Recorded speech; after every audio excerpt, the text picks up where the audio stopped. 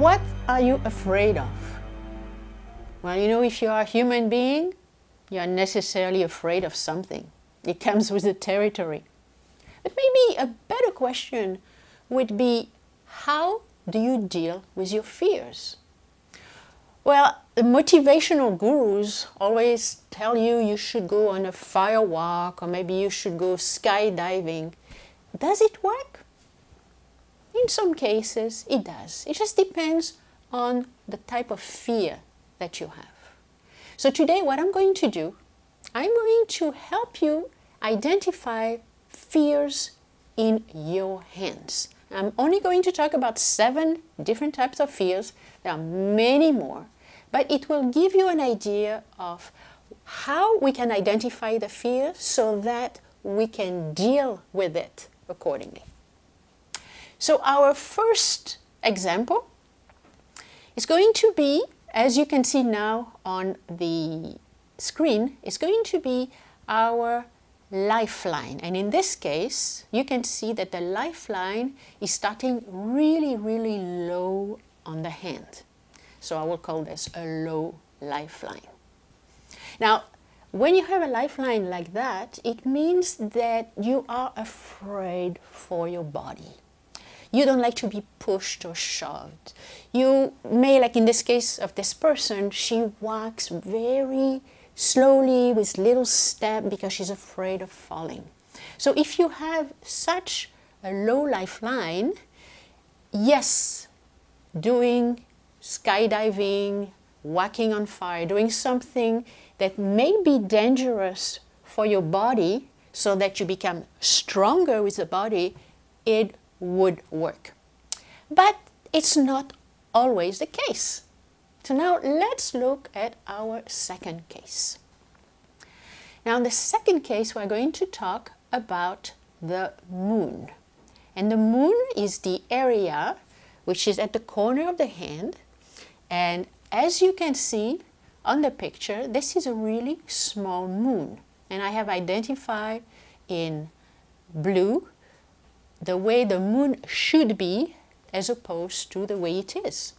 Now, this kind of moon, you can only see it when you take a print. You're not going to be able to see it just looking at your hand. So the print is going to reveal this type of moon. So moon, it stands for our perception of the world. And based on this perception, then we're going to have different emotions. So when we have a small moon, our perception of the world is really restricted. So we are going to see the world through a really like a small lens. So a lot of fears, but the fears usually come from our childhood. So a lot of the time when you have a small moon, it's a fear of abandonment or a fear of rejection. And a lot of the time you don't even know that you have this fear. So let's say you feel you are fearful, but you don't know where it's coming from. If you just jump out of an airplane, you go skydiving or you do a firework, it's not going to help because it's not a fear that has to do with your body. Instead, what you have to do is go into your deeper feeling. Maybe do some psychotherapy, maybe do some journaling so that you can find out what it is deep down that has stopped you from feeling comfortable. And sometimes something that happened during our childhood. And sometimes we're not even aware of it. So once we start dealing with it, then we can actually heal because we can realize that we actually survived, that we are actually a very strong person. And we can also learn to forgive. If somebody hurt us when we were a child, we can learn to forgive this person. And then we can feel a lot better. This is a great way to deal with our fear. And if we take a print later on, we are going to see that our moon has actually increased. Now, let's stay with the moon. And we're going to look at our third case. And here you can see the whole hand, and I have identified the area that I am going to enlarge now. And on the enlargement, you're going to see what is called the papillary ridges or the dermatoglyphics, which are all the tiny little lines on the hand. They're the same as what we have at the tip of our fingers. And here you can see what is called a whirlpool. That means that all these ridges are actually making a big whirlpool. And it's a little bit like a tornado. So we're talking about the moon, which is the area of our perception.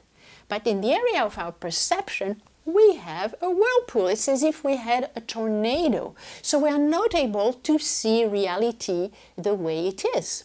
So we're going to be influenced by our own feelings. So maybe we are going to exaggerate. Maybe we're going to feel paranoid. Maybe we're going to take things personally. We're going to think that there is a problem when actually there is no problem, because we are seeing life through this whirlpool. Now, what is good about this type of moon is that it gives us a lot of imagination. So when we have a lot of imagination, the best way is actually to bring it out in something creative, or in something where we put our whole body and emotion to it, such as a career. It can be a cause, it can be a project, it can be anything that helps our mind getting out of this whirlpool and use all this creativity and imagination so that we can bring it out to something that is going to be really useful. And on the next picture, you can see how you can actually, what happens is you carve a line of destiny, which is a line of determination. So you take all this energy and you bring it out. Now let's look at the next kind of fear. The next kind of fear is going to be at the opposite side of the hand. So as you can see, the moon on this print is actually quite good. But we are going to look at the mount of Jupiter and the finger of Jupiter. And as you can see on the print right now, both the finger of Jupiter is small and the mount is small. So if you compare with the rest of the hand, you can see that the finger is actually smaller than, like the Jupiter finger, which is the index finger, is actually smaller than the sun finger. And you can also see that there is a part missing in the mount. And again, this can be seen only if you take a print. You're not going to be able to see it if you just look at the hand. So in the case of Jupiter, Jupiter shows the direction. This is why it's the index finger. It indicates. So it's your sense of identity. It's your place of society.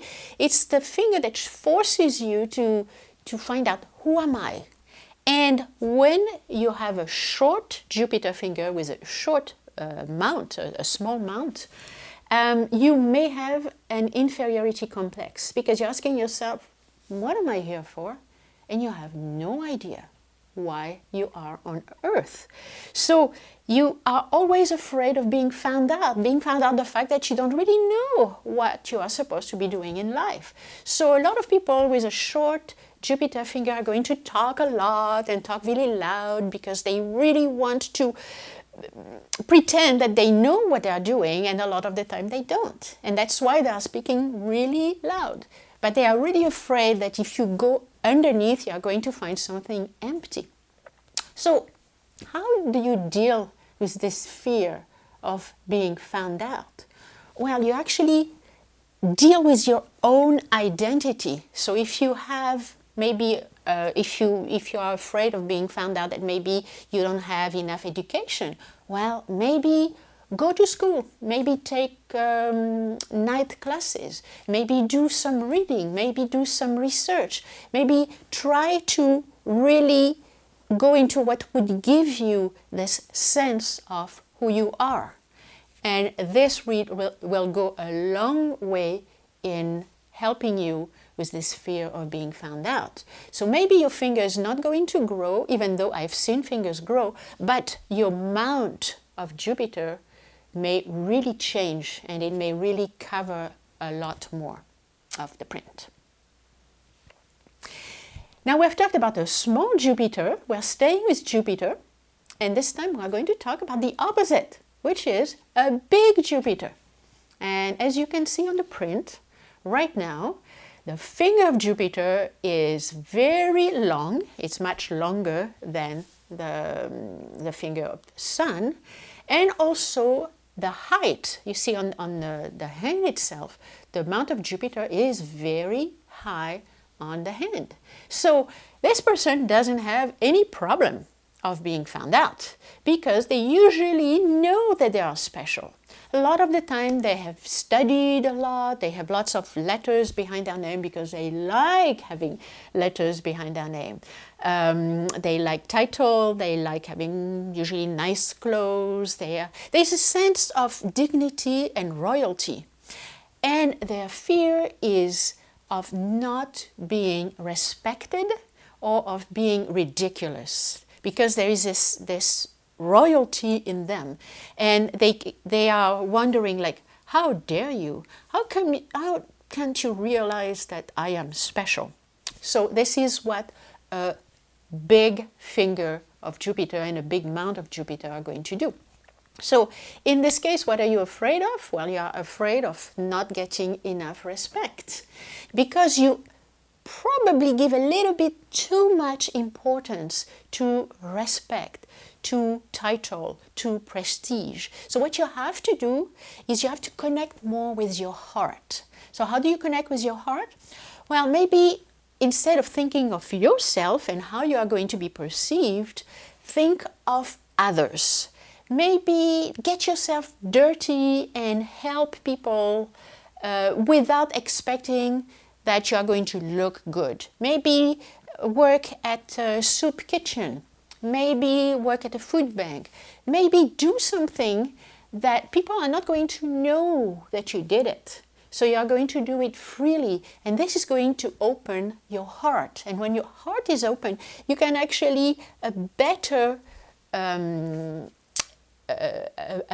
balance between the sense of who you are and your heart and your opening to the world. And your hands can actually change. I've seen hands change. Instead of having all the mounts being leaning and the fingers leaning towards the Jupiter finger, they start to be more spread, and the mounts are being more spread. I've seen this many, many times. So this was our fear of not being respected and of being ridiculous. So now we are going to talk about lines again. Remember, we started to talk with the lifeline. Now we are going to talk about the heart line. And the heart line is supposed, it's the line at the top of the hand, and it's supposed to go up. And on the example that I'm showing you right now, as you can see, the heart line is going up and then it's going down. It's not only the main branch, but both branches are going down. So what is happening here? When we have a long heart line, which is the case, we have a great ability to love. So this is wonderful to have a long line, but also it comes with very high expectations. When the line is going up and then it's going down, it means that the heart is looking towards the head to think. The heart should just be there to love. It shouldn't think. When it goes down, it actually thinks. And it tries to find reason to love or not to love. In this case, the expectations are so high that the person is always disappointed. So he's always afraid of being hurt. He's afraid that people are going to to go after him and to hurt him. And you know, when you are really afraid of one thing, this is what you attract. So in this case, he's so afraid of being hurt that eventually he gets hurt. Because he's always wondering, okay, you're nice to me, but why are you nice to me? He second guesses everybody's intentions, and he tends to criticize everybody. So when you criticize everybody, after a while, people start to criticize you. So what they are really afraid of, eventually, they are going to attract it. So they are not trusting anybody, and if everybody around them has to walk on eggshells and be careful with what they say. And eventually they are going to attract people who are going to hurt them. So what should you do when you have a line like that? Well, it means a lot of the time that you have suffered. Of course, you are learning from your wounds, but you cannot keep them. You have to learn, and you cannot just say, okay, somebody has hurt me, so I'm not going to trust anybody. That's not the way it works. You have to learn to trust again. And maybe, again, in this case, you have to learn to forgive whoever has hurt you. Usually it's a long, long time ago. Just let them go and learn to love again. Learn to trust people. Now, I talked about expectation. When you have a long line, you have a lot of expectation. But when you have a line going down, you think that people are supposed to be up here. And we are just human beings. We all make mistakes. So if you have your expectation here, just lower your expectation so that you're not going to be disappointed. And if you are disappointed, just let it go and realize that people are doing the best that they can with what they have. So this was the line of heart going down. And the last one I want to talk about is the headline. Now the headline is the one that is in the middle of your hand, and it stands for the way you think. And again, we want this line to be as long as possible. And as you can see on the picture that's showing on the screen right now, I emphasized the place where the line stops. And where does it stop? In the middle of the hand. It is a short headline. So what is the fear in this case? Well, let me just use a picture. Imagine a little flashlight as opposed to a floodlight. And it's at night and you're trying to walk. Or let's say you're trying to run because you're running through your life. And if you have a little flashlight, you're always going to be afraid of any obstacle that is going to come because you only have your little flashlight. If you have a floodlight, it's going to be so bright that you'll be able to run as fast as you want to because you'll be able to see in front of you. When you have a short headline, it means that you're running with a little flashlight right in front of you, see only in front of you. When you have a long headline, it means that you are running with a floodlight.